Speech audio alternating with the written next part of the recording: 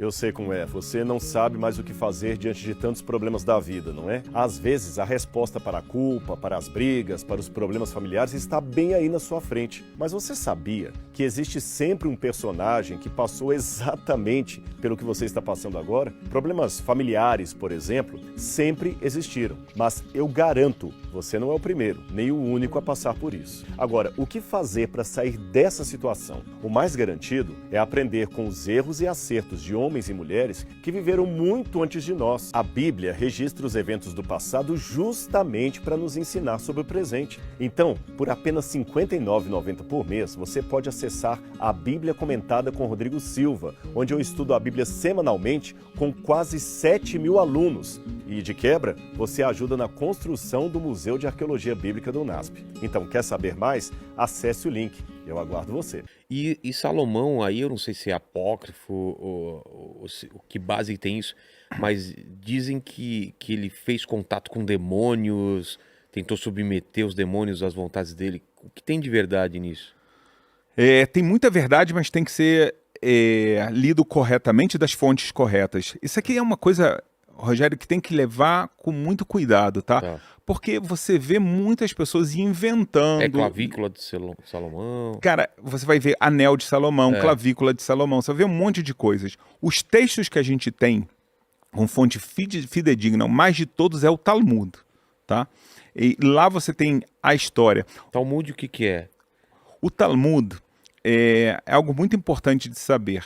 O Talmud ele possui toda a tradição oral que Deus deu para Moisés. Vou te explicar isso melhor para todo mundo aqui, tá? Uma coisa que eu acho que é muito importante, muitas pessoas não entendem isso.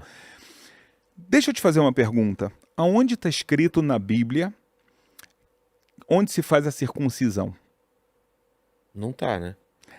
Você sabe como se chama circuncisão no hebraico bíblico? Não. Brit, pacto, milá, da palavra.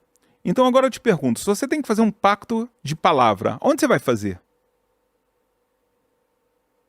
Na boca, na língua? Putz, pacto de palavra? Esse é o nome.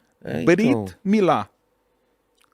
Se você conseguir ver um texto de hebraico, é isso que está escrito. Na boca, não sei, Mas não é. E aí, não é, então. Então como é que você sabe como é que se faz? Entendeu? Ou está escrito na Bíblia... Foi passado de... Eu já vou te explicar. Deixa eu fazer... Permita-me duas perguntas mais. Você já ouviu falar das franjas, que tem que usar uma roupa com franjas? Não. Não lembra. Tá no livro de Números. 4º livro do Pentateuco, tá? Tô aqui com as franjas. Tá? Tô usando as franjas, tá? Uma vez uma pessoa me parou na rua no Rio de Janeiro, tá? Eu tava lá, e eu ando com elas para fora mesmo, tá? Porque tá escrito que você tem que olhar. Isso te faz lembrar. E aí ele me tocou e fiquei assustado. O que tá acontecendo aí? Era um cara grandão, assim, não sei o quê. Olhei para trás e ele falou... Posso te fazer uma pergunta?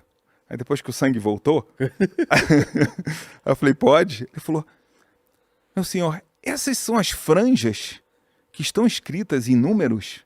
Nossa. Eu falei, exatamente isso. Ele falou, eu nunca consegui entender esse texto, porque está escrito franja e eu não sei o que é isso. E ele tem razão. Franja, então, era isso, não é um penteado. Muito bem. Então você pode falar que é a tradução, que muitas vezes é errada, mas... Como é que você vai saber? Então, ou está escrito... Sabe o que está escrito na Bíblia? Que você tem que construir o templo. A gente acabou de falar do templo. Exato. Está em Jerusalém. Mas olha no Pentateuco. Está escrito Jerusalém? Não tá? Não tem Jerusalém no Pentateuco. E aí? Sabe o que está escrito? Você tem que construir e levar as oferendas para o lugar aonde eu escolhi. Será que é no Rio de Janeiro ou em São Paulo? Exato. Então, isso... te mostra claramente, eu queria que as pessoas soubessem disso, que quando Moisés recebe a Bíblia, ele recebe ela com a explicação. Senão você não consegue entender como você faz o pacto da palavra, ou seja, a circuncisão. O que são as franjas? Ou está escrito sobre filactérios. Qual o lugar que Deus escolheu? Se você não tem uma tradição oral, então você não entende nada. Tradição oral é os antepassados passando... de pai para filho. Deus deu para Moisés esse conhecimento. Moisés imediatamente ensinou os sábios e todo o povo de Israel também. Entendi. Os dois. E isso foi sendo passado de geração em geração. Chegou um momento... Nunca foi escrito. Chegou um momento que as pessoas ficaram com medo de se perder. E aí começou a escrever. Então a obra mais importante dessa tradição oral é exatamente o Talmud. Entendi. Então, agora entendi o que é Talmud. Então, dessa tradição oral, alguém falou, o pessoal entrou num consenso de vamos colocar isso de forma escrita. Escrita. Não é um texto simples, está em aramaico. Nossa. Tá? Anos e anos... São muitas regras? Muitas. Por Com exemplo? muitos detalhes. Me pergunta alguma coisa da Bíblia que você já viu. Mas lá tem a ver com costumes. Vamos falar do sábado? O sábado, eu ia falar então. Ótimo. Tá lá também. Claro. Deixa eu te perguntar. Tá. Eu estou te perguntando... Vamos lá. Tá escrito que você tem que guardar o sábado, o sabá, tá bom? Onde você guarda ele? Você tem um cofre na sua Não. casa? Então, como é que você vai guardar ele? Exato. O que significa guardar o sábado? Então, E lá no Talmud fala... com todos os detalhes. Entendi. Mas tem também o lance da tecnologia, coisas que não tinha naquela época. Como que faz essa adaptação? Porque Moisés não falou sobre micro-ondas, sobre elevador, sobre carro. E aí, como se adapta? A resposta é que o Talmud ele é genial. Tá? Ele não vai te falar todos os casos, ele vai te dar regras. Tá. Então, quando você tem regras, você aplica elas a qualquer coisa que pode acontecer. Tá? São regras. Essas regras, outra vez, não são humanas. Foi o que Deus transmitiu a Moisés no Monte Sinai. Quando a gente conta como uma anedota, que Deus falou, Moisés, eu tenho algo incrível para te dar. Aí Moisés pergunta, quanto custa, Deus? Aí Deus fala, é de graça. Ele fala, então dá 2. Entendi. Então ele deu uma Bíblia escrita e uma Bíblia oral, a tradição oral.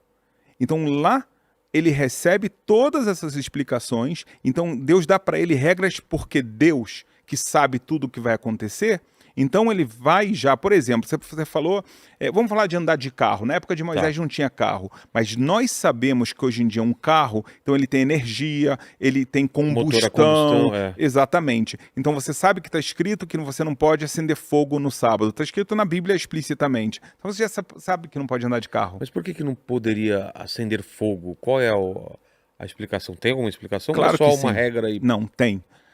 Quantos dias Deus criou o mundo? 7. 6 e o sétimo... ele descansou, mas Deus precisa descansar? Não. Ele não ficou cansado? Não. Então o que ele fez? Ele parou de criar. Tá bom? Certo. Ou seja, Deus utilizou atividades criativas 6 dias certo. E no 7º ele parou de criar. Então quais são as atividades criativas? Aí a gente aprende na tradição oral. Tem 39. E uma delas está escrito explícita na Bíblia, que é não acender fogo. Tá. Isso é considerado uma atividade criativa, não é um trabalho. O tema aqui não é cansaço, são trabalhos criativos. Então, cozinhar é um trabalho criativo, acender fogo a gente acabou de falar, e tem uma série de outras regras assim.